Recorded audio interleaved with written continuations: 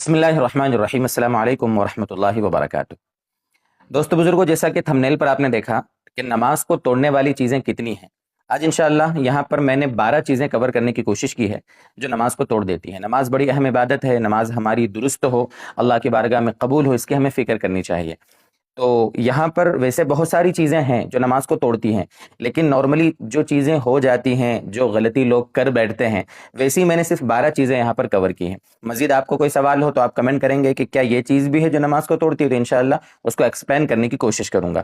سب سے پہلی چیز ہے نماز کو توڑنے والی 12 چیزوں میں سے بات کرنا، نماز میں گفتگو کرنا، کم ہو یا زیادہ، بھول کر ہو یا جان بوجھ کر، نماز میں گفتگو کرنے سے، بات کرنے سے نماز ٹوٹ جاتی ہے، سب سے پہلی چیز۔ دوسری چیز ہے سلام کرنا یا سلام کا جواب دینا۔ اگر نماز پڑھتے پڑھتے آپ نے کسی کو سلام کر دیا یا کسی نے آپ کو سلام کیا اور آپ نماز پڑھ رہے ہیں اور آپ نے سلام کا جواب دے دیا تو نماز ٹوٹ جائے گی۔ سلام کرنا یا سلام کا جواب دینا یہ بھی گفتگو کے حکم میں ہے، لہذا اس سے بھی نماز ٹوٹ جاتی ہے۔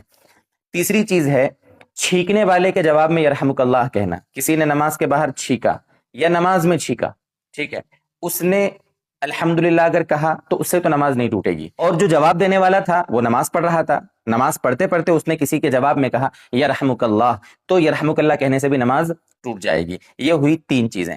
چوتھی چیز ہے آپ نماز پڑھ رہے تھے اور کسی نے آپ کو کوئی رنج والی خبر، کوئی افسوسناک خبر سنائی، آپ نے نماز میں ہی پڑھا انا للہ و انا الیہ راجعون، اس سے بھی نماز ٹوٹ جائے گی۔ یا اسی کے ساتھ آپ جوڑ دیں، آپ نماز پڑھ رہے تھے، کسی نے آپ کو خوشی والی خبر سنائی، کوئی خوشخبری، اور آپ نے خوشی میں کہا الحمدللہ نماز میں، تو نماز میں کسی کی اچھی خبر سن کر، کوئی اچھی بات سن کر الحمدللہ کہنے سے بھی نماز ٹوٹ جاتی ہے۔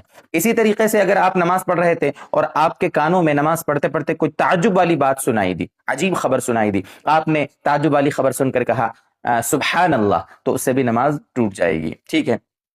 5ویں چیز ہے دکھ کی وجہ سے، کوئی تکلیف کی وجہ سے اس طرح سے کوئی کراہتا ہے، اف کرتا ہے، یعنی اس ٹائپ کوئی کراہنے والے الفاظ زبان سے تکلیف یا درد کی وجہ سے اگر نماز میں نکالے ہیں تو اس سے بھی نماز ٹوٹ جاتی ہے، ٹھیک ہے۔ 6ٹھی چیز ہے نماز میں قرآن دیکھ کر پڑھنا۔ بہت سی مرتبہ ہوتا ہے ایسا، تراویح میں بھی ایسا لوگ کر دیتے ہیں۔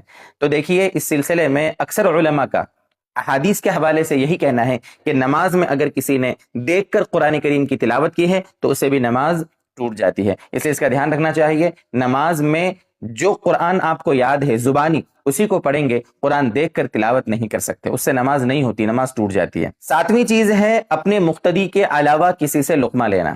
امام صاحب نماز پڑھا رہے تھے، ان سے کوئی غلطی ہوئی، یا تو رکوع سجدے میں کوئی غلطی ہو گئی، یا اسی طریقے سے تلاوت قرآن میں کوئی غلطی ہو گئی، نماز پڑھتے پڑھتے سورت جو پڑھ رہے